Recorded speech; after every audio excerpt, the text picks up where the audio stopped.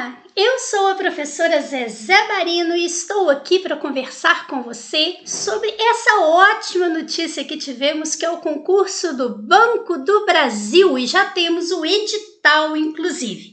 Pois é, eu trabalho com o português, que é uma matéria extremamente importante neste concurso, que terá como banca Sesgran Rio. Bem, primeiramente me apresentando para você. Eu tenho mestrado, especialização e graduação especificamente em letras. São 36 anos de experiência em concursos públicos. Então, nós temos aí o conhecimento associado a uma experiência boa, né? 36 anos é um bom tempo, não é verdade? Pois é. O que eu quero conversar com você? Veja só, nós temos aqui o concurso do Banco do Brasil com quase 4.500 vagas, a banca Sesgran Rio e a prova dia 26 de setembro. Então, nós temos um tempo até a prova, mas temos também que saber aproveitar esse tempo. Então, nós temos que estudar de maneira bem objetiva para esta prova. Nesse edital, nós temos lá o programa para a língua portuguesa. E você vai observar neste programa o seguinte: lógico, aparece a parte de compreensão de texto. Com toda certeza, compreensão de texto aparece para gente. Então, vendo que quando se fala aqui em compreensão, deveria ser apenas o entendimento do texto. Mas com toda certeza, nós temos questões na banca Sesgran Rio que também cobra essa parte de interpretação textual, com análise de pressupostos, inferências. Então, nós temos que conhecer bem a banca para a gente saber como ela cobra isso. A questão da ortografia oficial. E quando falamos de ortografia oficial, não podemos esquecer do novo acordo ortográfico, com as mudanças que nós tivemos, tanto na parte de acentuação, quanto na parte de emprego do hífen, que é muito importante a gente saber. A parte da morfologia aparece aqui, ó, em classe e emprego de palavras. Aquelas 10 classes, artigo, substantivo, adjetivo, numeral, pronome, verbo, etc. 10 classes aparecem aqui. E observe o emprego destas classes, sempre muito importante. Depois nós temos aqui a parte da sintaxe. Então aqui entra, por exemplo, quando falamos da sintaxe da oração, entra aqui o sujeito, o predicado, o objeto, o complemento. Você sabe a diferença de um complemento nominal para uma adjunta de nominal? Pois eu falo para você que isso é muito simples e você aprende isso rapidíssimo. Pois é, e temos também a sintaxe do período. Sabe aquelas orações? Oração subordinada, substantiva, objetiva, direta. Oração subordinada, adjetiva, explicativa. Você sabe a diferença de uma para outra? Pois é, com um quadro a gente te explica essa diferença e você nunca mais esquece. Bom, não é? E quando você estuda a sintaxe e trabalha a questão do período, a questão da oração, é óbvio que eles cobram a pontuação, principalmente aqui a questão do emprego da vírgula, que as pessoas normalmente têm muita dificuldade. E quando a gente fala também de sintaxe, a gente lembra da questão da concordância, como o verbo concorda, né, na oração, como que o nome concorda em relação a outro nome, por exemplo, o adjetivo em relação ao substantivo. Entra também a questão da regência, né? Se eu uso a preposição tem um sentido, se eu não uso a preposição, o verbo passa a ter outro sentido. E isso envolvendo, claro, a questão da crase, a utilização do acento grave que indica crase. E nesse conhecimento, tanto de morfologia quanto de sintaxe, entra aqui a colocação pronominal, ou seja, os chamados pronomes pessoais oblíquos átonos, o me, te, se, o, a, os, as, etc., eles podem ficar em posição proclítica, mesoclítica ou enclítica, ou seja, próclise antes do verbo, mesóclise no meio do verbo, abre o verbo, põe lá dentro o pronome, ou então ênclise, quando ele aparece depois. Então, nós temos que saber o que determina esta posição, que esse pronome fique antes, no meio ou depois. Então, esse daí é o programa que nós temos de português que a banca Sesgran Rio apresentou para o concurso do Banco do Brasil 2021. Bem, você fala assim, é pouca coisa. Não é pouca coisa, não. Isso daí é uma gramática inteira, mais uma parte de compreensão de texto. Então, é um assunto muito grande e, por isso, o nosso estudo tem que ser muito focado. Bem, eu selecionei algumas questões para eu fazer com você. Veja esta questão, Sesgran Rio 2021, que foi do Banco da Amazônia. Foi perguntado o seguinte: no trecho, agora não posso mastigar mais, a bala acabou. O segundo período apresenta, em relação à informação explicitada no primeiro, uma noção de. Então, veja, eu tenho aqui um período, agora não posso mastigar mais, que terminou na exclamação, e a bala acabou, que terminou na exclamação. Então, agora não posso mastigar mais, primeiro período. Segundo período, a bala acabou. Coincide aqui também com oração, primeira oração e segunda oração, já que nós temos aí um período simples na primeira, um período simples na segunda, os dois juntos num contexto, apresentariam uma estrutura de sentido. É isso que eles chamam de relação que um período desempenha com o outro. Então, eles querem saber se isso aqui, a bala acabou, se isso daqui é causa de agora eu não poder mastigar mais, se é condição, se é consequência, se é modo ou se é tempo. Resolver isso é muito simples.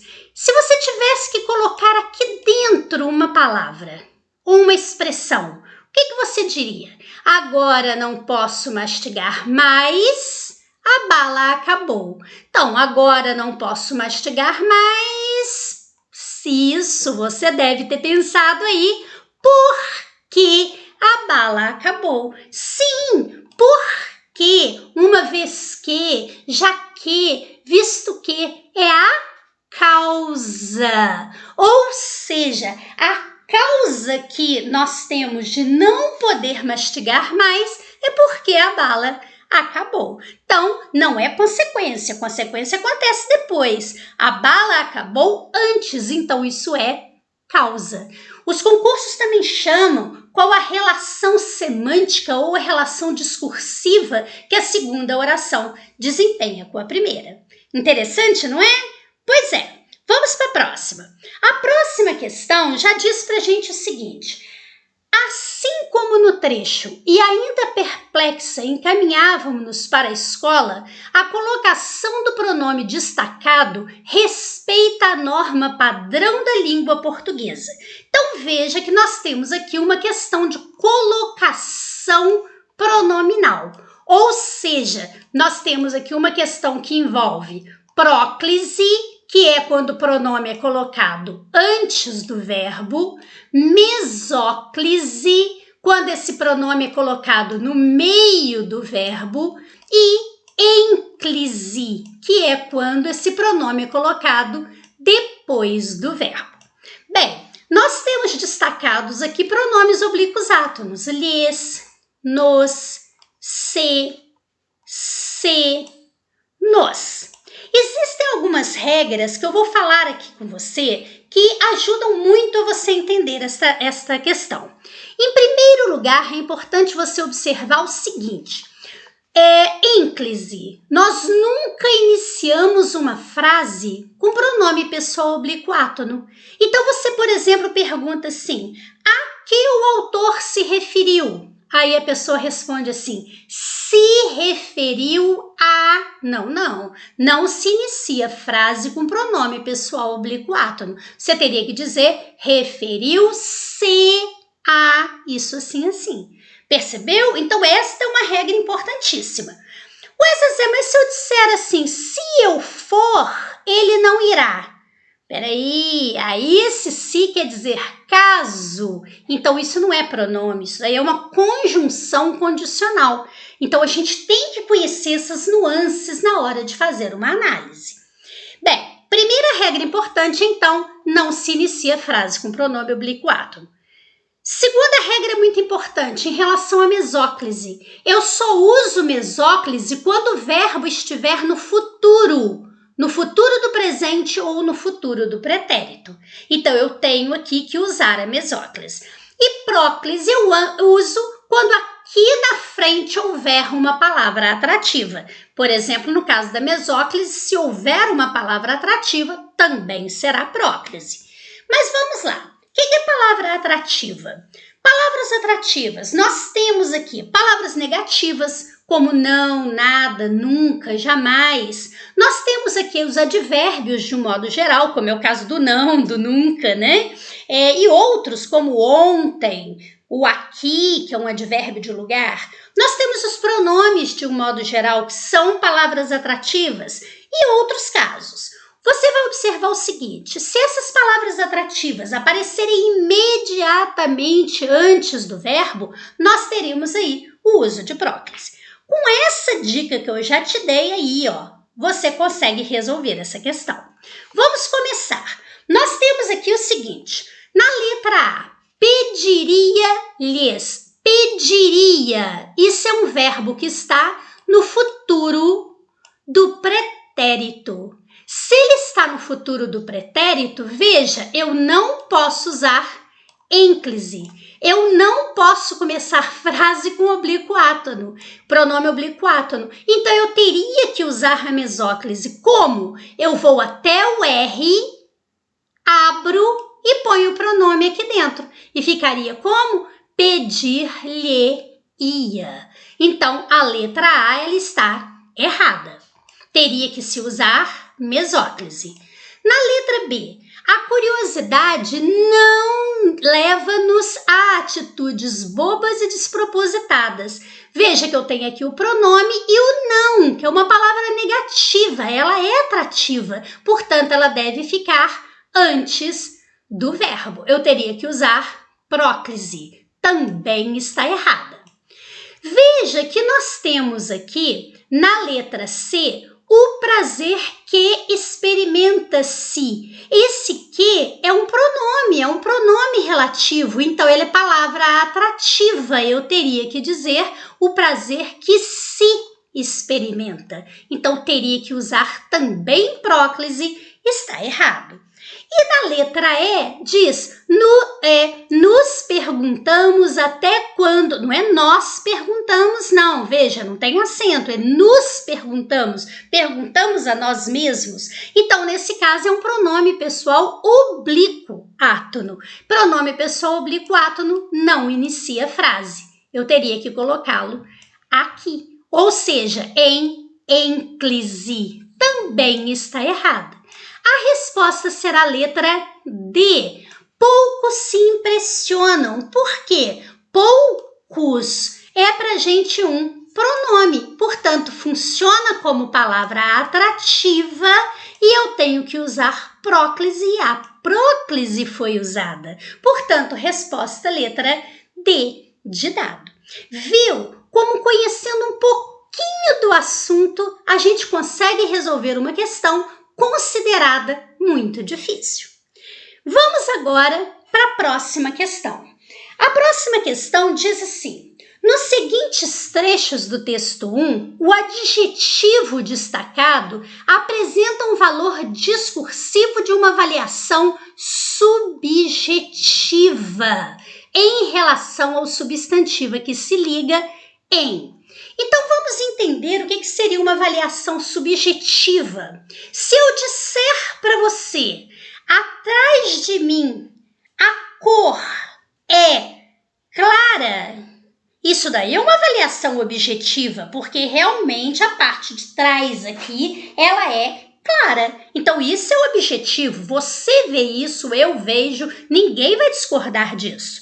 Agora, se eu virar para você e falar assim, a cor atrás de mim, ela é bonita, aí é subjetivo. Eu acho bonito, você pode não achar. Entendeu o que seria isso? Então, eles querem saber, dentre os adjetivos abaixo, qual que é apresentado como essa avaliação subjetiva. Então, se eu falo, um produto tem vida útil, bem, eu quero dizer o tempo de existência dele. Então, aquele tempo de existência daquele produto, né? O meu computador tem uma vida útil de tanto, né? Então, isso daí é fato. Isso é objetivo. Igual, por exemplo, quando eu digo, letra E, moram em países diferentes. Quer dizer, eu moro no Brasil, ele mora na Itália, o outro mora na França. Isso de fato é diferente. Eu não estou aqui, e você indo ao texto, você perceberia isso. Não é países diferentes de acordo com o contexto lá do texto. Não é país diferente no sentido de uma cultura diferente da nossa. Não, não. É país diferente. Um mora no Brasil, o outro nos Estados Unidos, o outro na Itália, tá? Então isso é fato, é objetivo. Geração do lixo eletrônico, ele é de fato eletrônico, então não há o que se discutir, é objetivo. Uso de reconhecimento facial, ou seja, da face. Não tem jeito de eu entender facial de outra maneira que não seja essa. Agora, quando eu digo exemplos evidentes, evidentes é subjetivo, porque o que é evidente para você pode não ser evidente para mim, entendeu? Então, esta avaliação aqui, ela é subjetiva. Viu? Você nunca mais erra uma questão dessa, porque agora você sabe o que se quer dessa questão, que parece difícil e não é. E essa questão aí, ó, de 2019. E veja que eu coloquei mais uma questão aqui para a gente observar a questão do emprego da vírgula. E aqui eu quero te dar uma dica muito legal. Olha só, se você tiver sujeito, o verbo, um complemento verbal, quer dizer, objeto direto, objeto indireto, objeto direto e indireto, e um adjunto adverbial, do jeito que está aqui, esta frase está na chamada ordem direta. E quando a frase está na ordem direta, nós não colocamos vírgulas entre esses termos, certo? Então, se eu falo, por exemplo, assim, ó, o menino brincou, vou trocar brincou. O menino estudou matemática ontem. São termos diretamente ligados, portanto, eu não vou colocar vírgula. Claro que se eu dissesse o menino estudou matemática, vírgula, física, vírgula, português, vírgula, química, vírgula, mas a vírgula está aqui dentro, ó, separando elementos de uma enumeração. Então, um erro muito comum é colocar vírgula entre o sujeito e o verbo. É o que aconteceu na letra A. Olha só, a tela do computador é o sujeito. É o verbo. Nunca se usa vírgula entre termos diretamente dependentes. Outra questão que você olha aqui é o seguinte, você tem que olhar a oração. Uma oração chamada de oração substantiva, e a gente ensina para você nunca mais se esquecer como se analisa uma oração substantiva, ela tem a função exatamente de sujeito, um complemento verbal, um objeto direto, um adjunto adverbial, um adjunto sujeito, o objeto direto, que é o complemento verbal, o objeto indireto, né? O aposto, o predicativo, né? O complemento nominal, é o papel que a oração substantiva ela desempenha. Então, nós também não a separamos da oração principal por meio de vírgula. Agora, quando a gente tem uma oração adjetiva, aí a história é outra. Mas vamos ver em relação à oração substantiva. Olha só, nós temos aqui, por exemplo, dizendo na letra E, é muito importante que os investimentos da área tecnológica continuem. Ou seja, é muito importante isto. Então, isto é muito importante. Então, veja que esta oração aqui, ela está funcionando como um sujeito da primeira. Daí, eu não coloco vírgula entre o sujeito, no caso, uma oração subjetiva, que funciona como sujeito, e o restante do período. Agora, você vai observar também, na letra B está assim, ó, o investimento deve ser feito na área, dividir aqui as duas orações. Esta oração começou aqui. Por que eu vou separar o que introduz essa oração do restante por meio de vírgula? Observe na letra D, é o mesmo que aconteceu na E. Concluíram isto, né? Então, neste caso, esta oração é substantiva. Isto é o que foi concluído. Portanto, eu não posso colocar vírgula entre termos diretamente dependentes. Sim, a resposta é letra C. Mas por que razão eu coloquei vírgula antes deste que? Isso aqui é um pronome relativo. Você vai ver que ele pode ser substituído, né? O qual, né? A vaga é para programador, o qual tem salário acima da média. Veja que esse que aqui, ele está substituindo o termo anterior. Eu digo, a vaga é para programador tem salário acima da média. Então, isso é um pronome relativo. Toda oração que se inicia por um pronome relativo é uma oração subordinada adjetiva. Sempre. Eu não te falei que cada uma tem uma dica só dela? Pois é, e a adjetiva ela pode ser explicativa ou restritiva. Veja que aqui está explicando sobre o programador e não dizendo que este ou aquele programador teria um salário diferenciado. Então, isso é uma explicação. A oração explicativa sempre tem vírgula antes do pronome relativo. A oração restritiva, ela nunca tem a vírgula antes do pronome relativo. Então, esta vírgula aqui está correta, porque se trata de uma oração adjetiva explicativa. Viu? Então, dicas assim sempre vão ajudar você a compreender o assunto de uma maneira muito mais rápida e muito mais eficaz, certo? Por essa razão, eu apresento para você o meu curso de Português em Questões Comentadas da Banca Sesgran Rio, tá?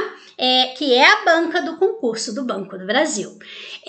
Esse curso é comigo e eu resolvo 100 questões de português da Banca Sesgran Rio, de provas atuais, tá? Então, você vai ver o seguinte, se com 4 questões você consegue tantas informações, o que você não vai conseguir com 100 questões da banca e questões atuais desta banca? E melhor, você tem um tempo de acesso aí de 180 dias ou então até a aplicação da prova objetiva. Show, não é? E eu sempre vou ficar à disposição lá na área do aluno para poder esclarecer alguma dúvida para você. Bom estudar assim? Claro que é, não é? E eu aproveito para te contar também que eu também tenho um curso de redação. É um curso particular.